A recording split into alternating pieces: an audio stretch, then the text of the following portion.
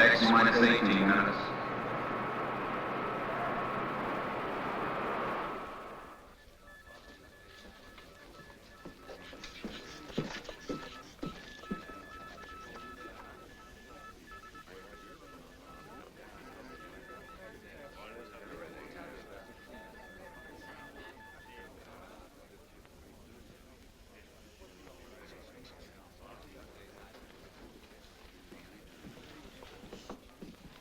Blood pressure slightly high. Nothing to be alarmed about, though. Quite understandable under the circumstance. The weaker sex. The only one whose blood pressure is normal. X minus 17 minutes. With you in the assembly hall in another minute. Shall we go? Good luck. Thank you, Doctor, and good night.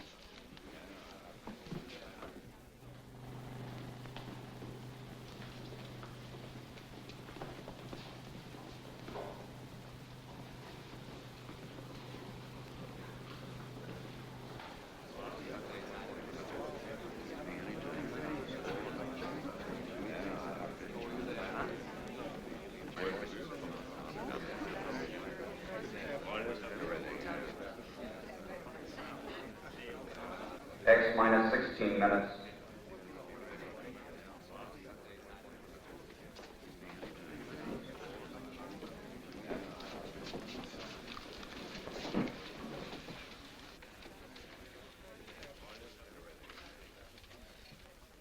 Ladies and gentlemen, every news service and newspaper is represented here tonight.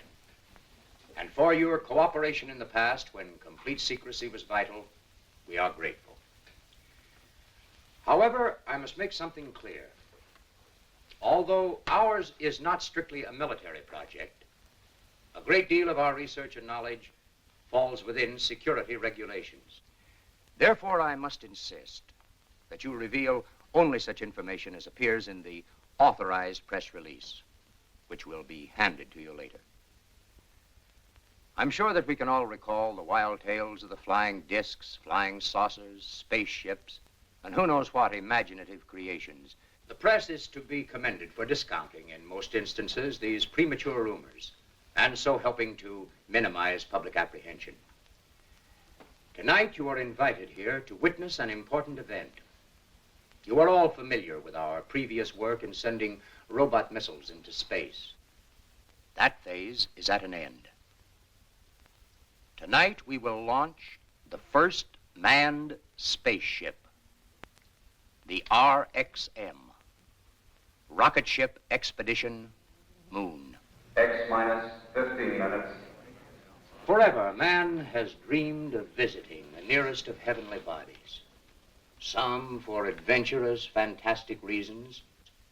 Others, like ourselves, because they visualized a successful lunar expedition as the first step toward practical interplanetary travel. Today, there is even the possibility that an unassailable base could be established on the moon to control world peace.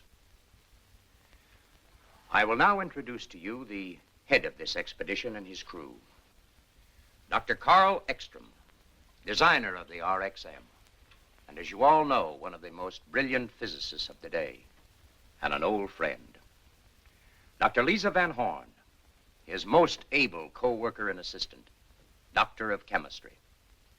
Colonel Floyd Graham, pilot. Mr. Harry Chamberlain, astronomer, of the Mount Wilson and Palomar Observatory staffs. Mr. Chamberlain will serve as navigator.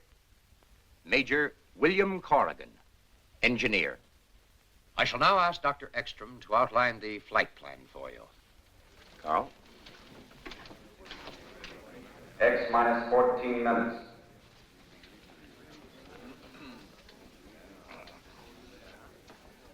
The distance between the Earth and the Moon at its closest proximity is 238,000 miles.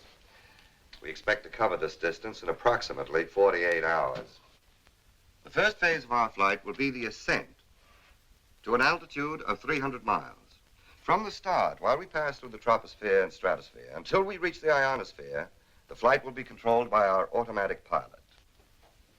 After we have climbed through the atmosphere, we will turn the rocket into a parallel course with the surface of the Earth. In flying parallel with the Earth's surface, we receive added boost from its rotation. X minus 13 minutes. The RXM is what is known as a multi-stage or step rocket. Upon reaching escape velocity, the tail section, which has housed the fuel to attain this speed, will be jettisoned. The nose section, which is a complete rocket containing enough fuel for the entire trip and also containing our cabin, overcomes the gravitational pull of the Earth and heads in the direction of the moon. After we have passed the equilibrium point where the Earth and the moon's gravities are in balance, we will reduce power to a minimum. The moon's attraction will carry us the rest of the way.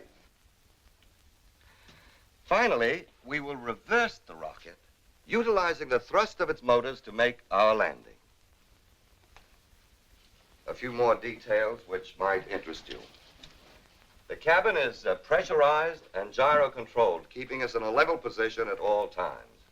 We carry radar for navigation, shortwave for communication, and most important, more than twice the amount of fuel we expect to use to keep well within the margin of safety. X minus 12 minutes. We still have a few moments, ladies and gentlemen, for questions, if any of you care to.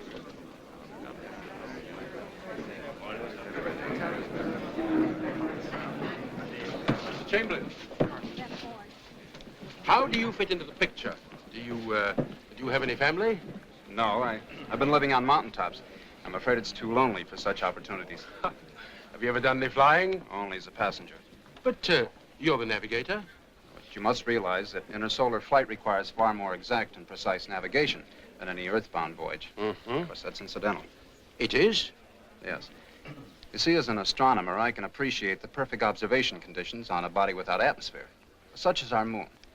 Do you realize that within 1 Oh, hour... I've got about 800 head grazing down there. I bought my ranch with the flight pay I saved up during the war. Mm-hmm. How does your wife feel about you going? Well, she's a Texan, too, and, well, she knows that when a Texas man makes up his mind to do something, that's it, period. Say, I wish you fellas could have seen her face, so when I walked in and told her, in the strictest confidence, of course, honey, I'm going to the moon. What did she say? Well, she looked at me for a second and then said, what for? They ain't got nothing there that we don't have more of right here in Texas. We've already made the trip 100 times. What? In the training room. Yeah, I've done more flying this last month than I've done over 100 missions. And believe me, this is the hottest crew I've ever worked with, especially in the brains department. Yeah, very attractive, too. Yeah, I agree. But, and you can quote me on this, unless you look like a test tube or a chemical formula, you haven't got a chance. From the woman's angle, Dr. Van Horn, how does it feel making a trip like this alone with 4 men? To tell you the truth, I never thought much about it. Well, tell me, Doctor, is there any specific reason why one member of the crew should be a woman? I'd like to answer that, if I may. Certainly. The reason Miss Van Horn is making this trip is because of her pioneering research with monatomic hydrogen. It enabled her to develop the first rocket fuel, powerful and concentrated enough to make this flight possible. X minus 11 minutes. Ladies and gentlemen, we are pressed for time. You may view the takeoff from the observation bunker and return to this room immediately afterward. Everybody return here after the takeoff.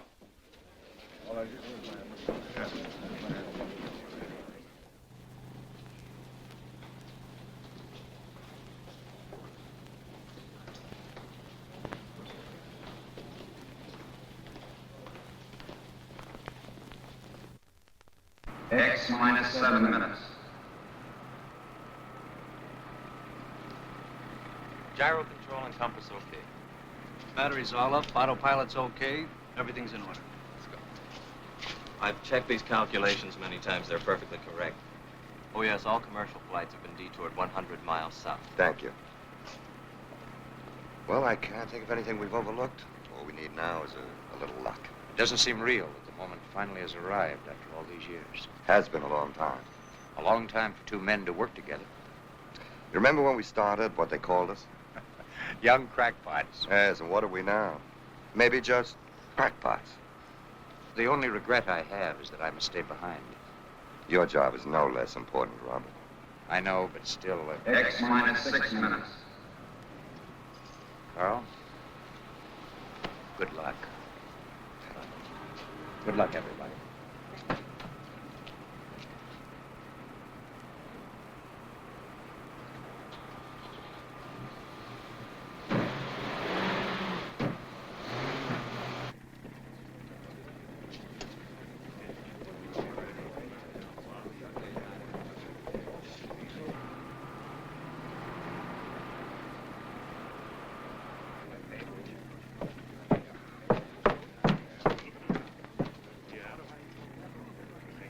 X minus 5 minutes.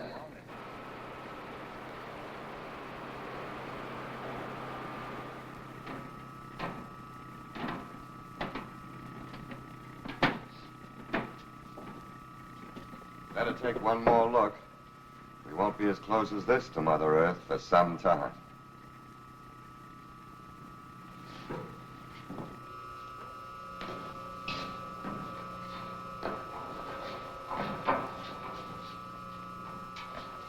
We'll give the motors a final once-over.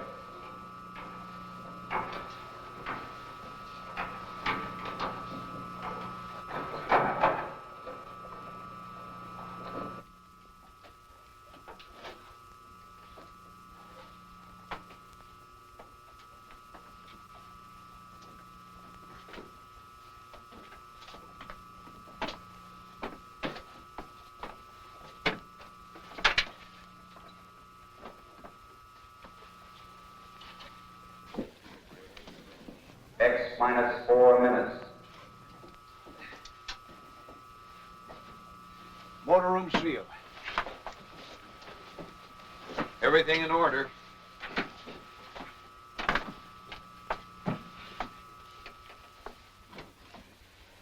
X minus 3 minutes. No change of flight plans discussed. First 7 minutes of flight, controlled by automatic pilot. Pilot's ready. 7 minutes, straight ascent.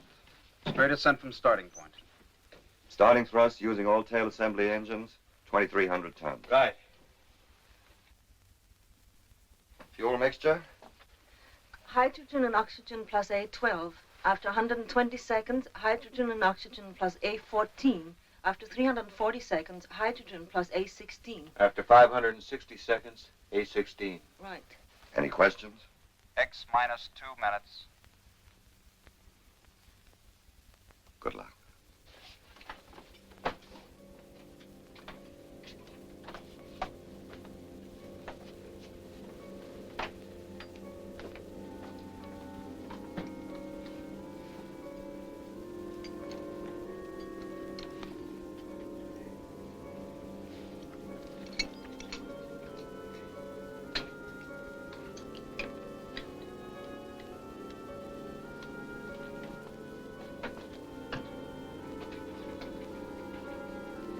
X minus 1 minute.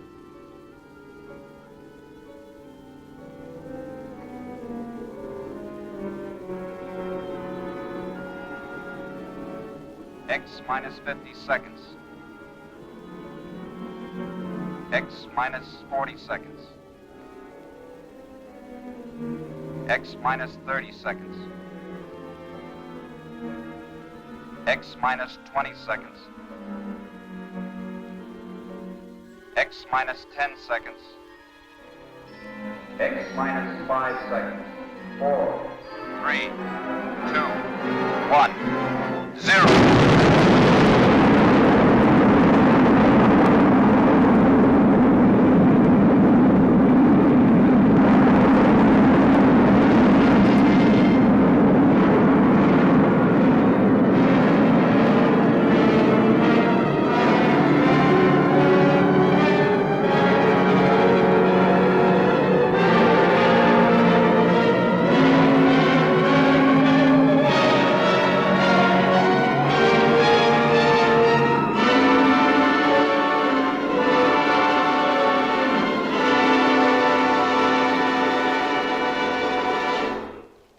Now, if you will follow me, we will attempt to establish radio contact with the ship.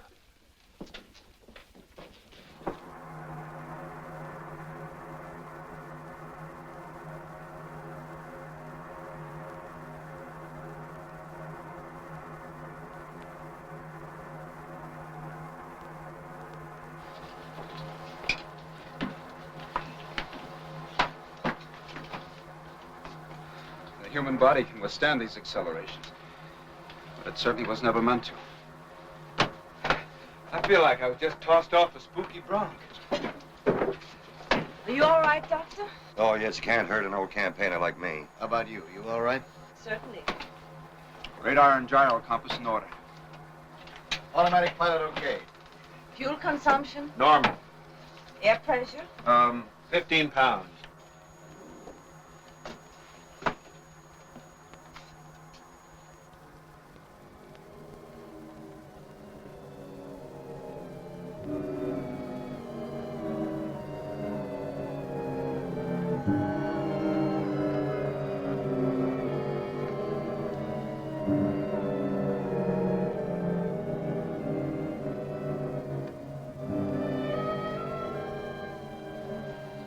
Harry.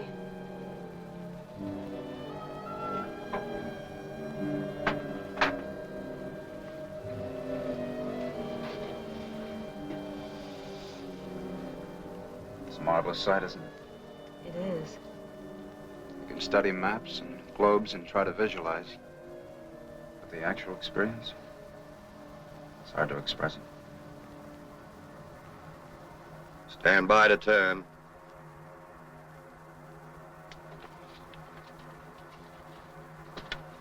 Stand by.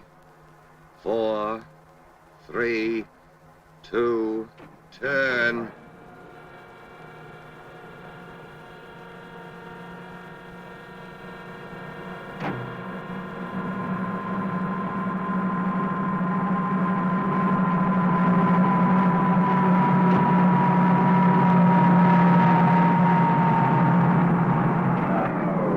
Any degree turn completed. Shipping level flight speed, 3,400 miles per hour. Altitude 360 miles. How do we stand on fuel now? 3/10 of 5 left in tail section. Mixture at present? A16. Harry, contact the base. Right.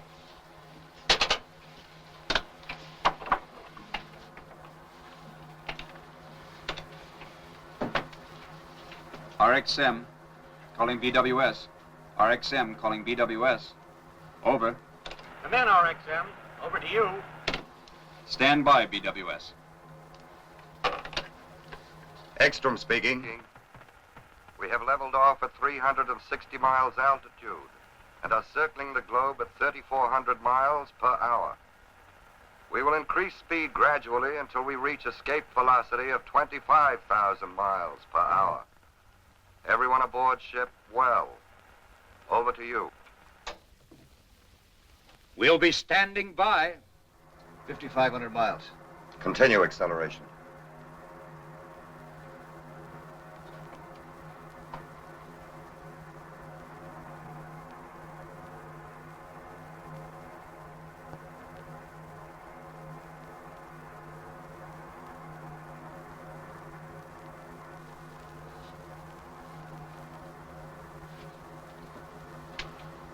Hey, what happened to the rest of the night? I'm afraid we ran right out of it. If it's darkness you want, wait till we enter outer space, the realm of perpetual night. 6,000. 6,200 miles per hour.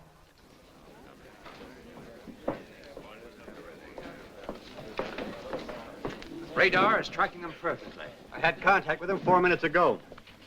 Altitude 1,600 miles, speed 21,000 miles per hour, constantly increasing. They are about to reach escape velocity. 22,000. Bill, check the pressurizing system and oxygen. Right. Boy, this kind of weather makes me feel right at home.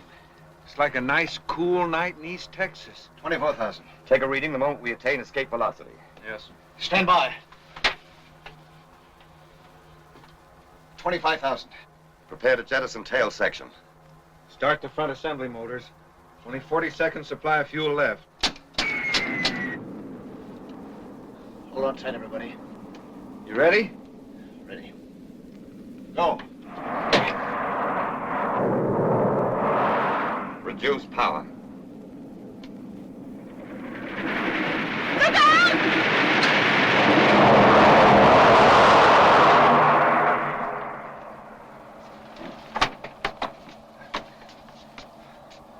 That was a little too close for comfort.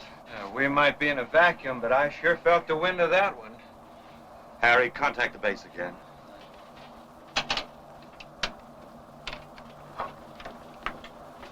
RXM calling BWS. Over. Come in, RXM. Over to you. Stand by, BWS. We're on our way. We have jettisoned tail section and are now reducing power and speed according to plan until we come within the attraction of the moon. This probably last radio contact before return flight. Everybody aboard well. BWS calling RXM. BWS calling RXM. Come in, RXM.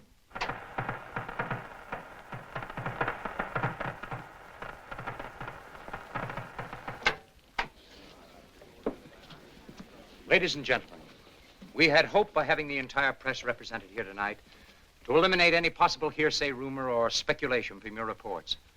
However, I regret to have to ask you to confine yourselves to the official news release. I promise to hand you any news that may come in as soon as it can be cleared.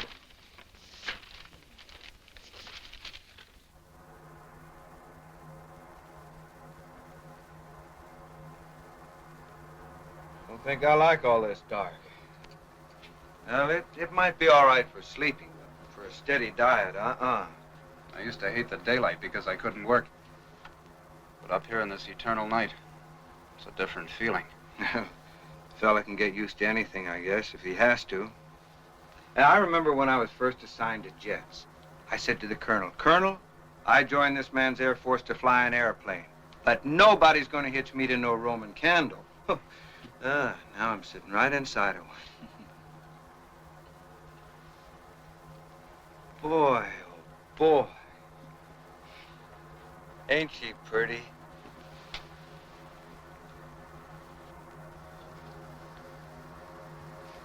Can you see Texas? No, it's in the other hemisphere. Even so, from this distance, it would only appear a mere speck. A mere speck? Texas a mere speck? Oh, now, listen, my friend, I'm broad-minded. I've been around people, but don't you ever let any other Texan hear you say that. A mere speck.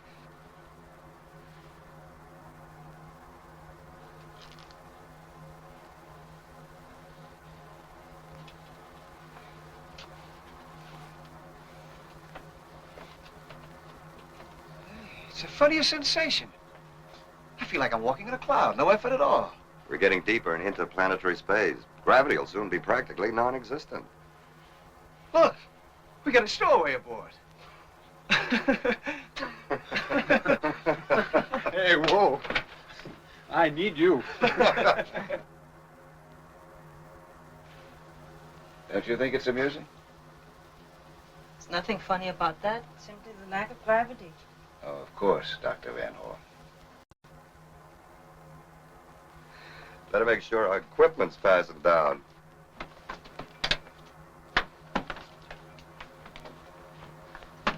Now, don't get mad at me, but can't you ever relax? All these weeks, months, I've been watching you. Nothing but work, work, work. You know, I've been wondering, how does a girl like you get mixed up in a thing like this in the first place? I suppose you think that women should only cook and sew and bear children? Isn't that enough? There's such a thing as going overboard in the other direction, too, you know. If you know what you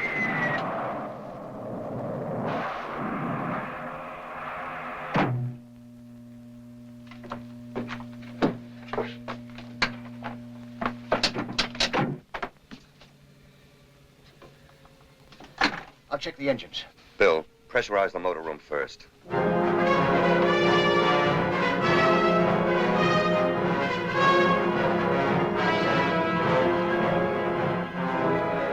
Motor room pressure up.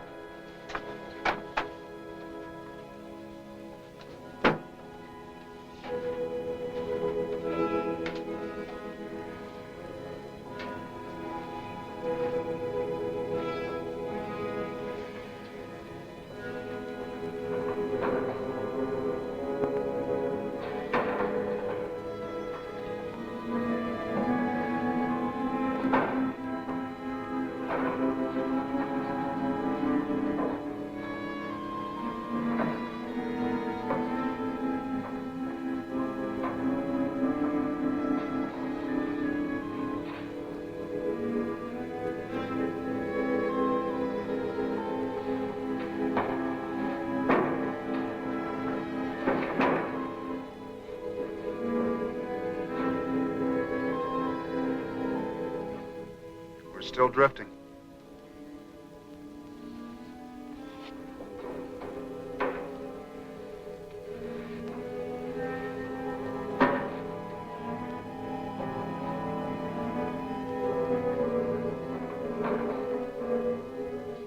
After 14 hours and 12 minutes, we've covered 112,000 miles. We'll come within the gravitational attraction of the moon. Oh, that's not important right now. Without power, we're helplessly suspended in space. Even if we were already within the gravitational reach, we'd still be unable to make a landing. We need power to land. Checked and double-checked all connections. Primers, fuel injectors. Can't find a thing wrong. And it must be the fuel mixture.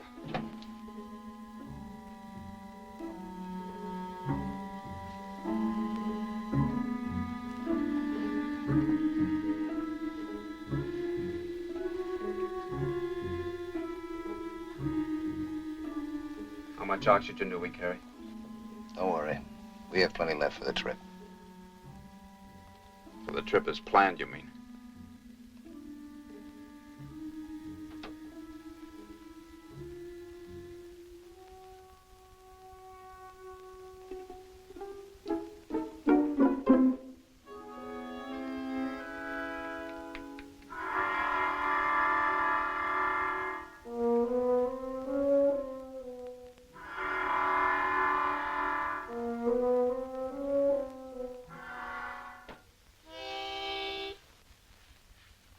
If you don't mind.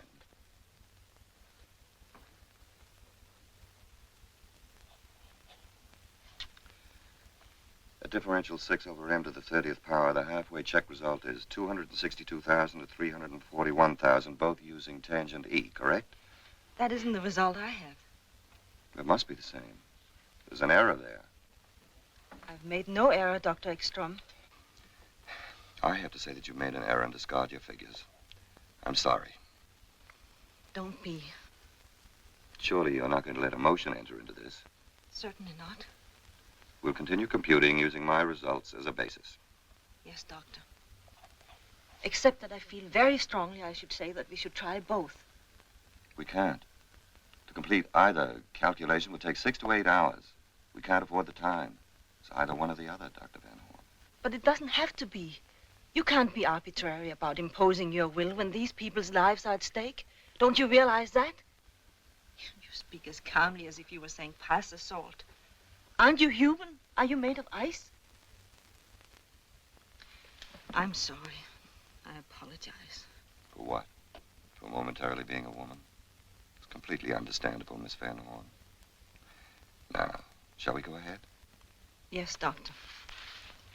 Tangent L9. Tangent L9.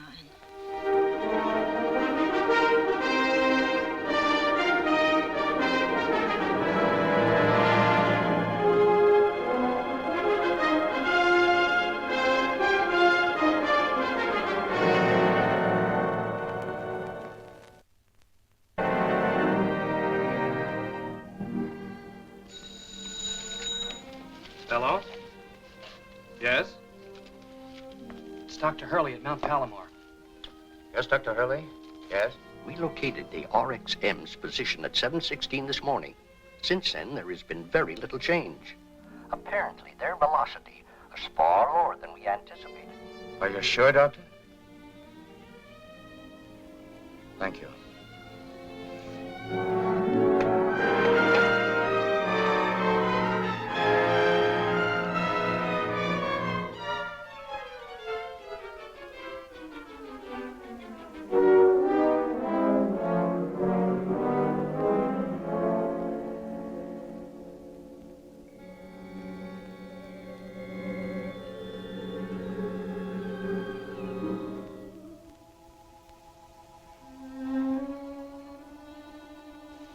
Wind that blows between the worlds. It cut him like a knife.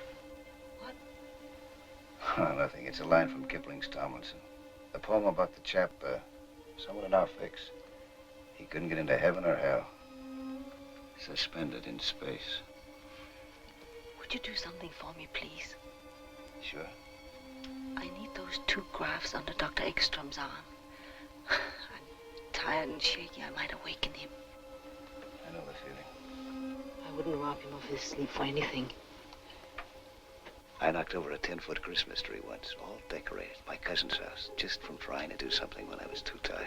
It was about 1 o'clock in the morning. Kids woke up, came rushing in. First they thought I was Santa Claus lying there with a busted tinsel star on my nose.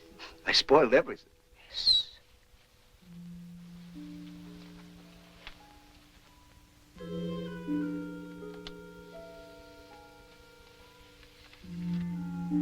Thanks. It's no trouble.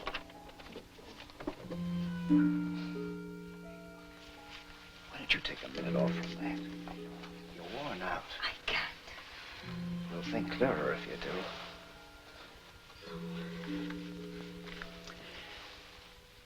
When I was flying in the war, we had a guy like you in some of our long missions. Too bad. Too bad? Blew his top. We had to put him in Section 8. Held it in too long, never let down a second. You're right. I'm not even thinking straight anymore. Numbers buzz in my head like wasps. I ought to think of something different. How about that?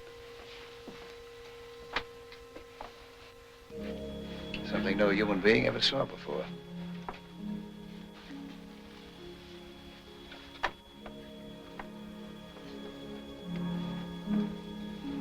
You know, it's funny. One never thinks of the Earth that way. As a dying planet with nothing to give out but reflected light. A mere moon. Don't speak so disrespectfully of the moon. Mere moon. I've done some of my best work by moonlight. Found its light very effective. For navigation? For any purpose. Don't underrate it. Moonlight's potent. You're speaking of its effect on men and women? On women. I don't need this stuff myself. Oh, you're immune. No? Just don't need it. But did you ever park in an open convertible on the cliffs overlooking the Pacific? On a warm summer night when a big moon hung up there like a lantern. The blue light from it walking across the water. Radio playing a nice tune. Waves whooshing on the beach. No, perhaps unfortunately, I never had the time nor the thought to do anything much beyond my profession. Now, don't tell me that you never looked at that old moon except for astronomical reasons. You're right. I have. In Rome once, and in Switzerland, at Lake Lugano. What a nice stroll. Stroll? Yes.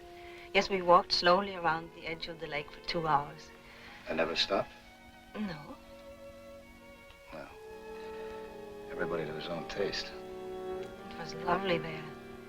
The water black like cold coffee. The moonlight like flecks of ice cream floating on it. The music from the hotel ballroom. Oh, but that was so long ago. Another world. Fine scientist I am. Daydreaming. It's good for you once in a while. I suppose it is, but not now. I still say it. Say what? That moonlight's effective stuff. You're quite right.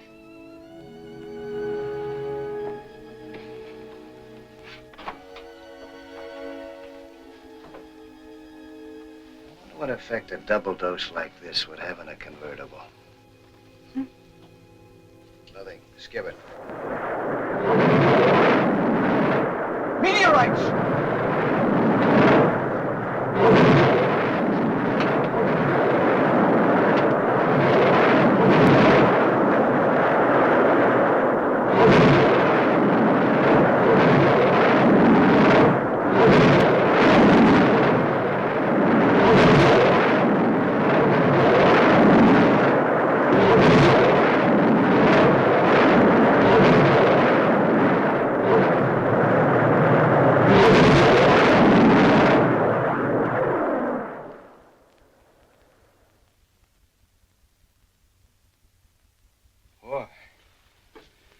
I've been through some pretty heavy flak in my day, but that's the worst I've ever had thrown at me. Heavenly flak. Say, maybe somebody don't want us to get where we aim to get.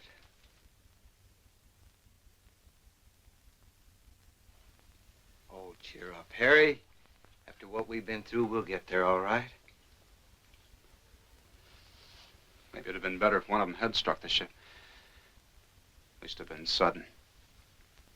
Quick.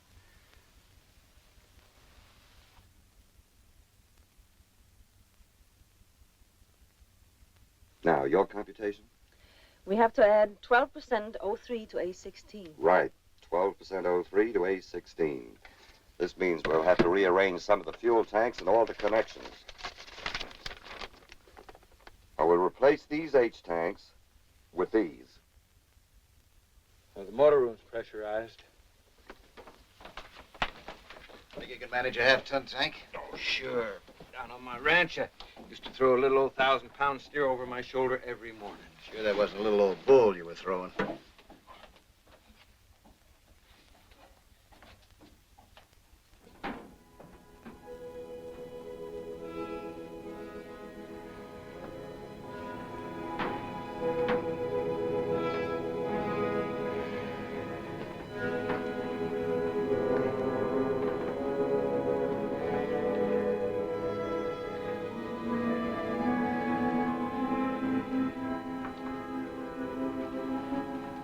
All right, Sampson, let's see you do your stuff. Think I was kidding, huh? You'll never prove it to me here.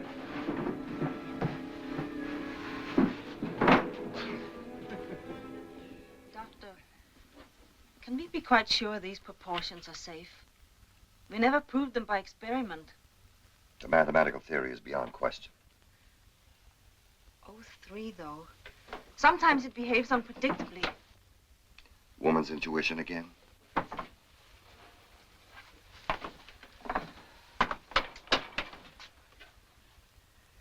O3 to A16. 12% O3 to A16. Our chart deviation is 32 degrees. Present position is... We'll correct course when we're in powered flight once more. All right. All ready? Ready. Stand by, everybody.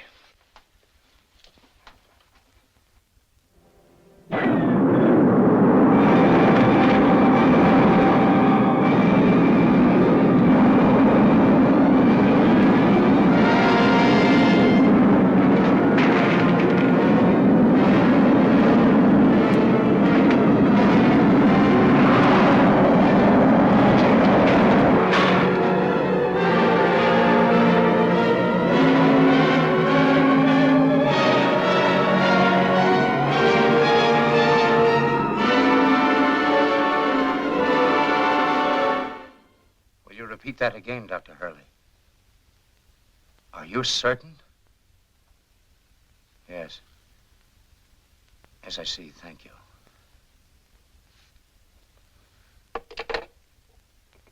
They are completely off their course. Moving with incredible velocity. Out into limitless space. I can't understand it.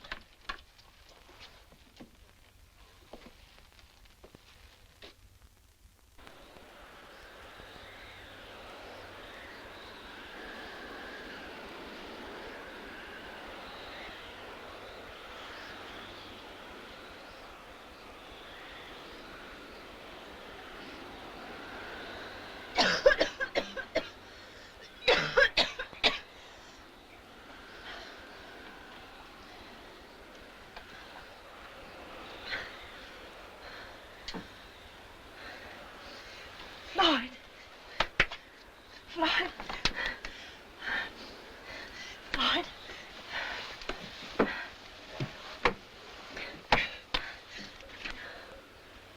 You all right? Yeah. Yeah, I'm all right. Harry. Harry. We're not getting enough oxygen.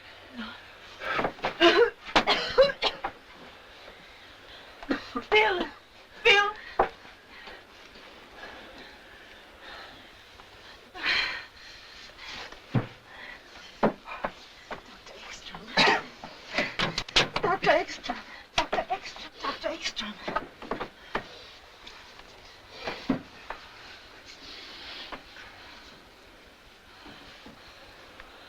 long has it been since... I'm afraid we'll never know. How are the others? I think everybody's going to be all right. It must have been days. Fortunately, the engines were turned off. When? I must have turned the levers off when I blacked out. But at what speed? You know the consequences of a body moving with unchecked velocity in free space. Infinite motion. So we made a little detour. Now we gotta double back to that last road sign. Come on, let's go to work.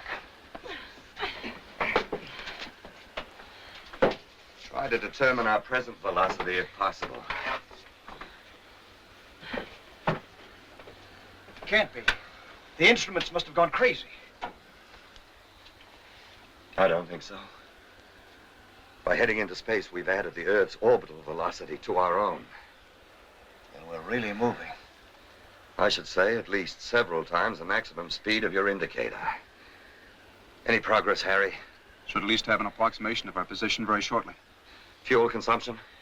In just a moment. Doctor. What? I cut in resistances to raise the scale. But look. Acceleration. Definite acceleration, but if the motor's off, that's impossible unless... This can't be correct. What? I seem to be getting a strong reflection of impulse directly ahead 50,000 miles. That explains it. Explains what? Of course.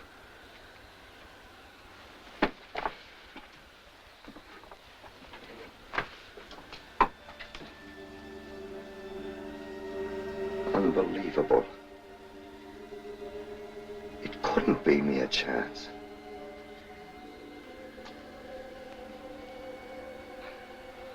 I don't quite know how to tell you it, so... If I could have even dreamed that an incredible set of circumstances, each precisely and exactly timed, would carry us unerringly through space to our most congenial planetary neighbor, Mars, I would... Mars?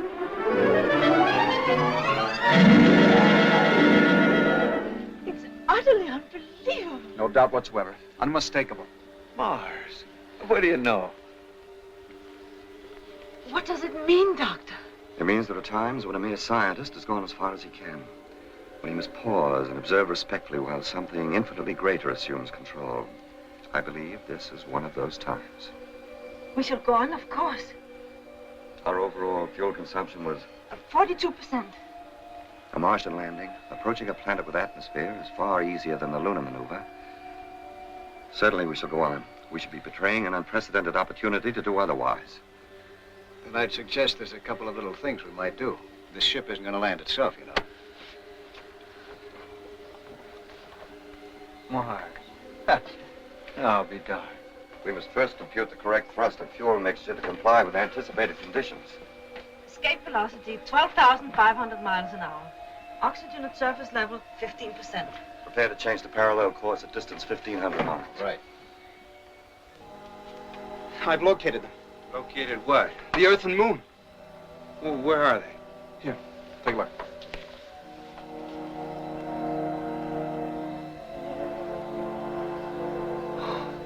And what do you know about that? Is it all right to call Texas a mirror-spec now? As we are now in parallel flight, we are reducing speed and altitude. At 50 miles altitude, we will execute a turn of 90 degrees, bringing the rocket into landing position. Since the gravitational attraction of Mars is only half as powerful as that of Earth, a thrust of 1,200 tons will be sufficient to make the landing. Fuel? Hydrogen and oxygen plus A12.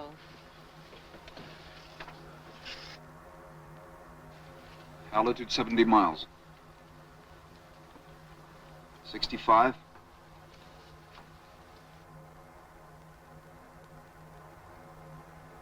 60. 55 miles. Stand by to turn. 50. Turn.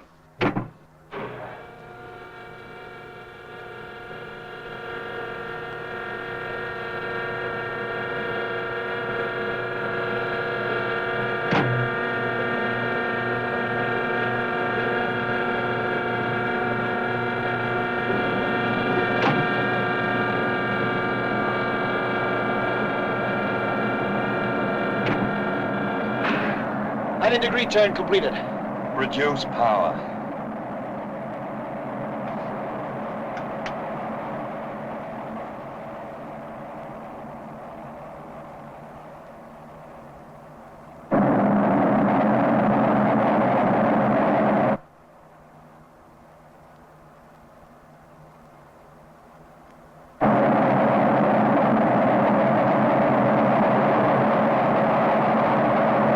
Altitude 40 miles. 38 miles. I only hope the light holds out. It's getting dark down below.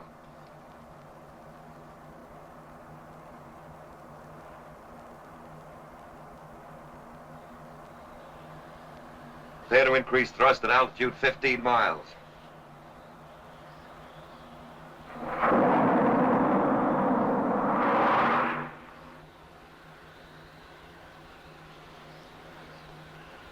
It's getting darker rapidly.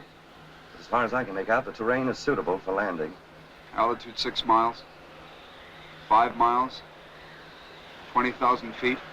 18,000. Thrust at present, 1,250 tons. Stand by to increase power. 15,000. 12,000. 10,000. 8,000. 7,000. 6,000. We're losing altitude too fast. Increase thrust to 3,000 tons. 4,000 feet. 3,000. 2,000 feet. Reduce thrust slowly to 1,250 tons. 1,000. 500.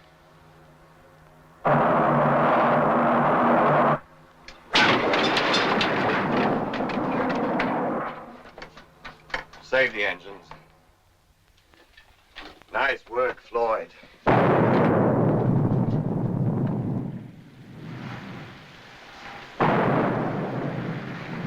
Mars extending us a welcome. Now we're prepared to disembark first thing in the morning. In the meantime, we can rest and get our equipment ready. Well, that's what I've been waiting for.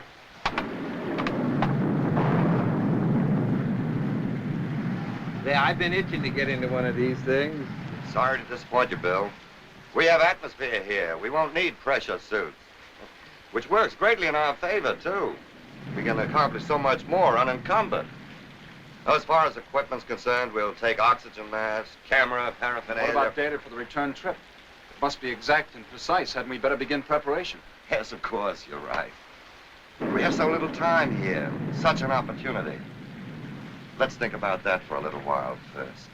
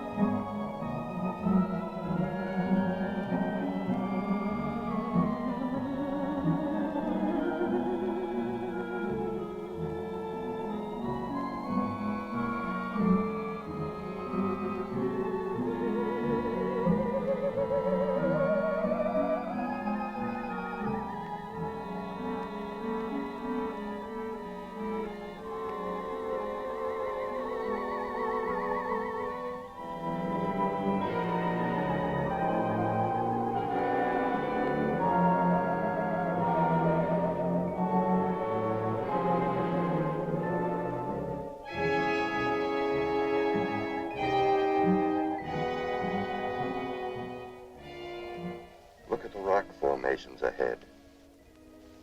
Notice the abundant coloration? Green, orange, yellow, black. A sign of tremendous mineralization. Manganese, copper, nickel, pitchblende. Immense deposits of pitchblende. You figuring on staking out a claim here? Just making sure we can find our way back.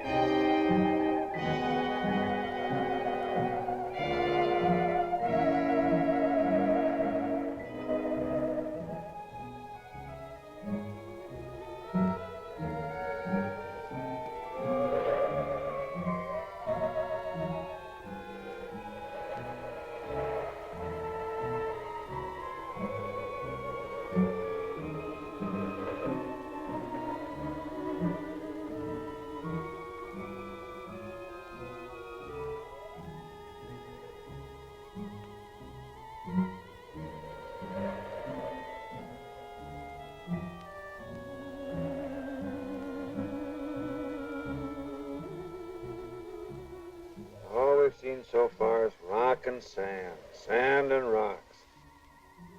I wonder when we're going to run across some of these Martians. You know, from what I read, they've got pale faces and pinheads and fishy eyes. Shall we go?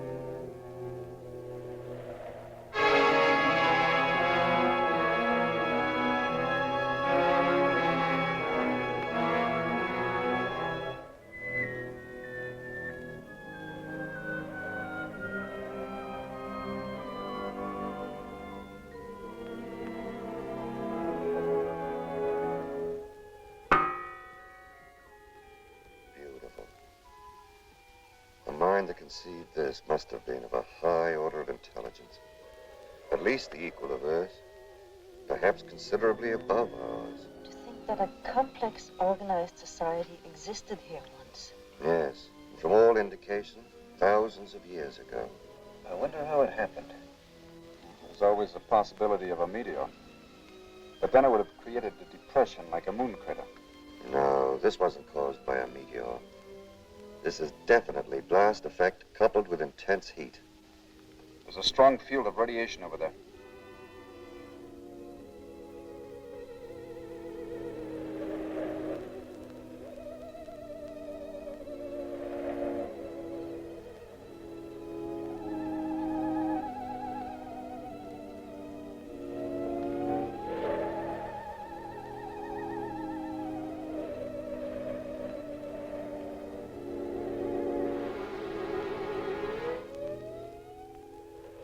You'd better stop. The radioactivity is at the danger level.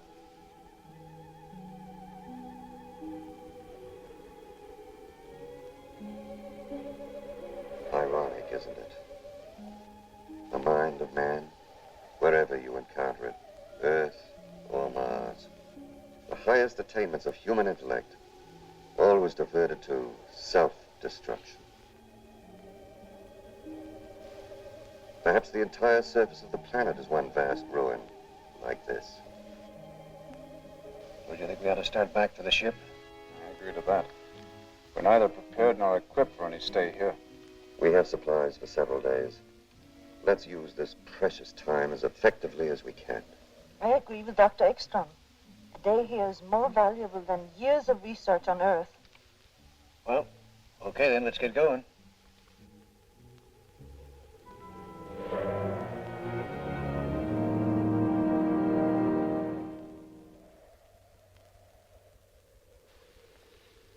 What a lesson here for our world. One blast, thousands of years of civilization wiped out. Could there have been any survivors? I should hate to think so.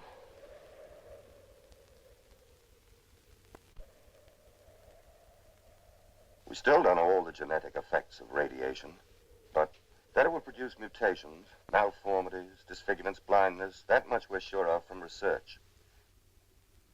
A blast like this, I should hate to think that any survived. Why don't you try to get some rest? If I ever get back to Texas, I'll know better than to leave again. Yes, sir.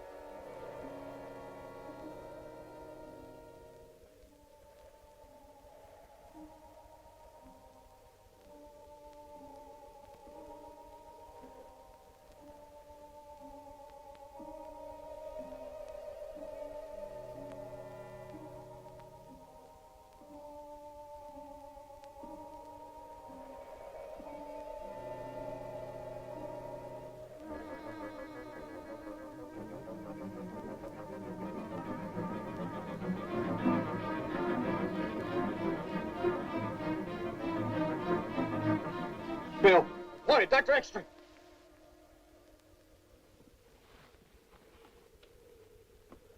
There were men out there. Look, you gotta believe me. It wasn't a nightmare. I haven't slept at all. I tell you, I saw them. Where? Right out there. And when I yelled, they disappeared. All right, let's go see.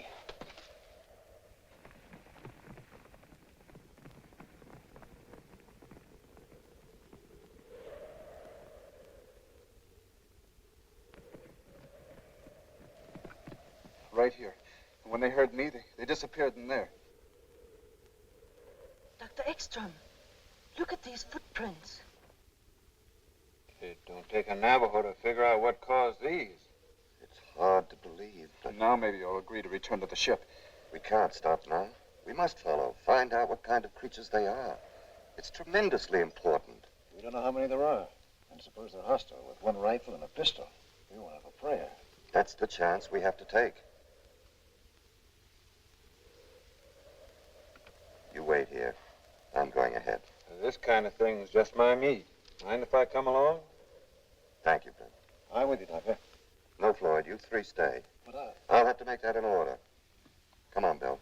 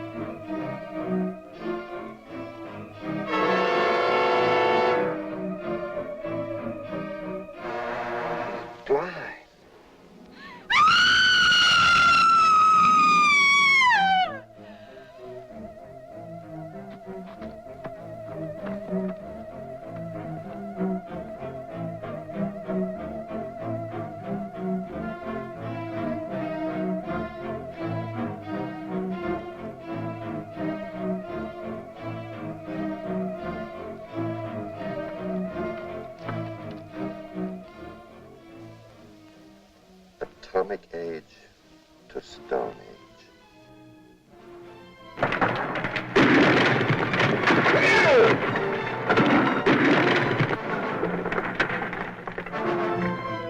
Bill!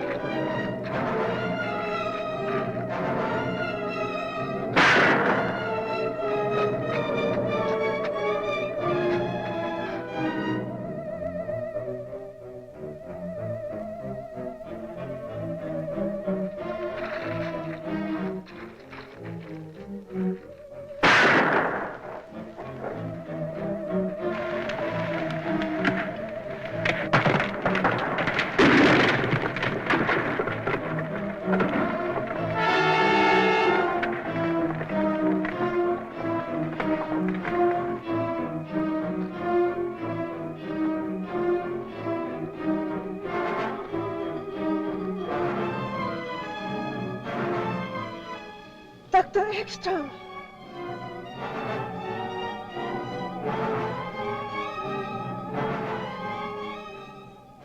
Where's Bill?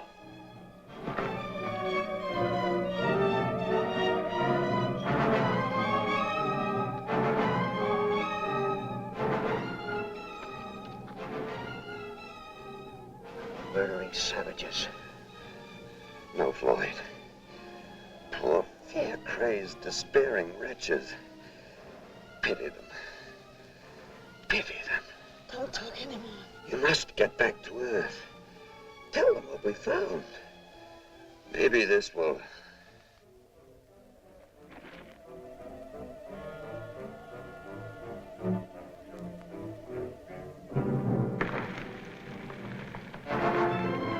Look out!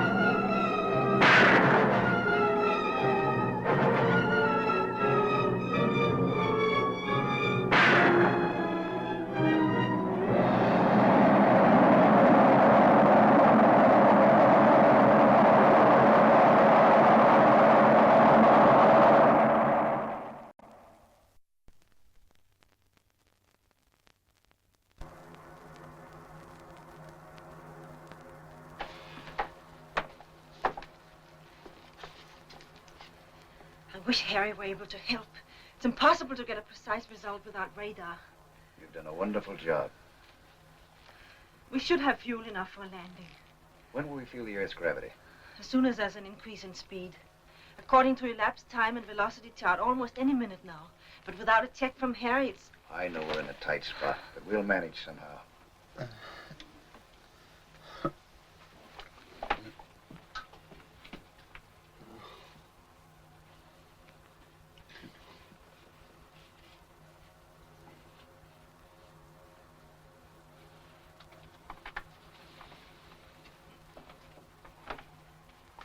Any sign of increase in speed? Not yet. You know, you're a pretty swell girl, Lisa. Girl? I'm not Dr. Van Horn anymore? No, just Lisa. Doing her job. No, I don't see you that way at all. I see a woman sweet, gentle, and beautiful. I'm not the same? Somehow, no. But I am, you know. The same, I mean. Well, maybe I've changed then, but I feel that I've never known you before. Will you, do something for me, please? Sure, what? Say my name the way you did a moment ago. Lisa. RXM calling BWS. RXM calling BWS. Come in, BWS. Over. Come in, BWS. I can't contact them. They won't answer. They won't ever answer. Of course they will. Speed's increasing. We're gonna make it. Shut off the fuel.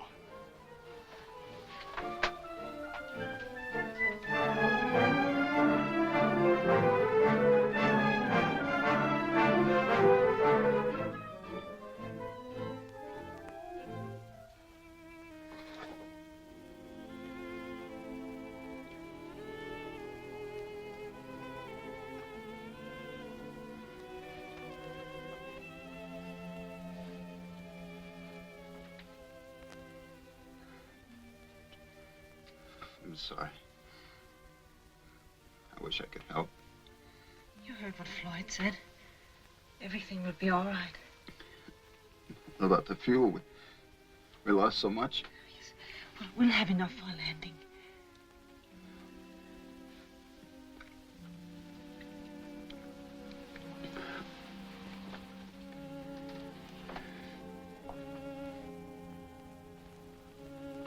How are we doing? Not so good. Well, what's the matter? Everything's worked out so far, right in the nose. We haven't got enough fuel for a landing. Not even for an approach. But the motors were functioning perfectly before I shut them off. At 1/10 capacity. I'm sorry, it's all my fault. Maybe it's only the instruments.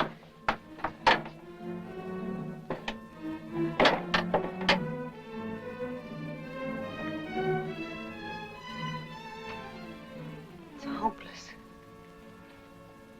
We're lost. Everything is lost. All Dr. Ekstrom's work in vain. Now the world will never know the terrible truth we learned. No. Maybe there's still a chance.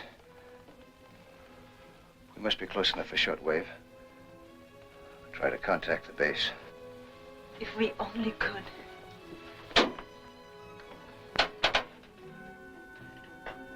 We must report everything. Tell them as much as we can. What we saw. The mistakes that we made. RXM calling BWS. RXM calling BWS. Dr. Fleming. Yes? The radio control room just called. They've contacted the RXM.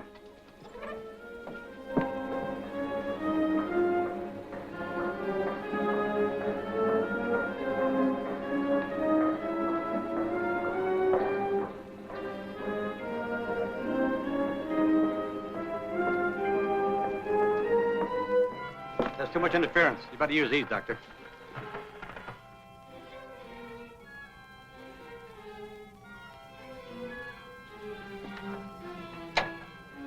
BWS. Fleming speaking. Calling RXM. Come in, RXM.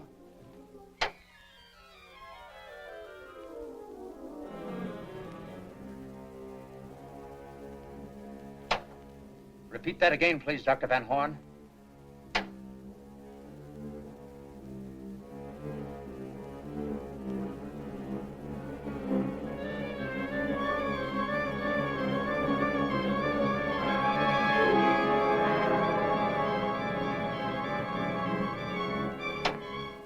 What about Dr. Ekstrom?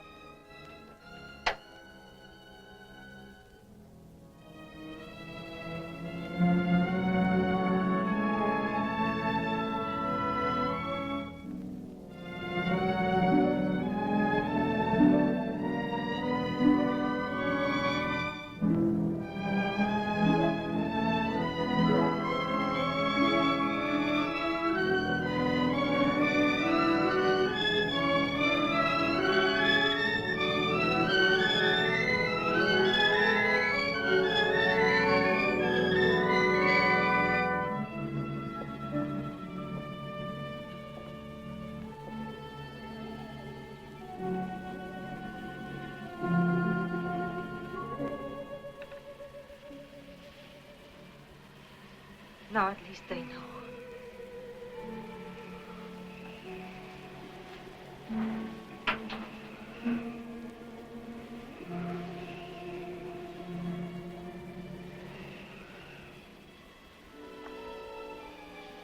Lloyd, hold me. Hold me tight. I wish I knew some words that would help. I'm sorry that we haven't had any time. That we didn't meet or know each other the way we do now sooner. Time isn't so important. Oh, yes, yes, it is. Don't. We can say that time is behind us, that we've had years together. Yes. I can tell you about 1,000 wonderful hours we've spent together, because I feel we would have, inevitably. And there's not that much difference between the future and the past. Not if you feel this way about it, no.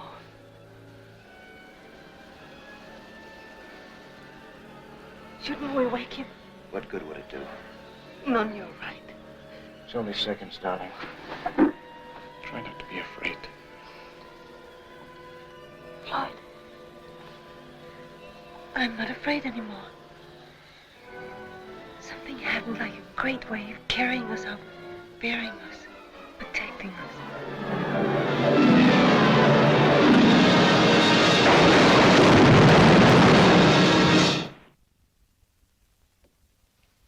Dr. Fleming? Yes? The men from the news syndicates are still waiting. All right, let them come in.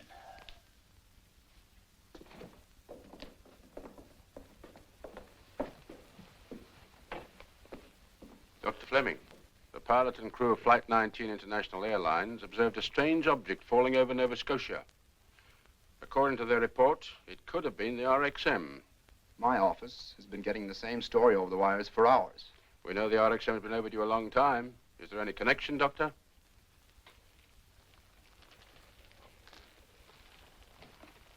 As yet, there has been no confirmation, but yes, I believe there is a connection. Then they all perished in the crash. No, 2 were lost earlier. But the flight must be considered a failure. Failure? Every point of our rocket theory has been established. It has proven that interspace travel is not only possible, but practicable. And it has supplied us with information which may well mean the salvation of our own world. No, gentlemen. The flight of the RXM was not a failure. Tomorrow we start construction of RXM-2.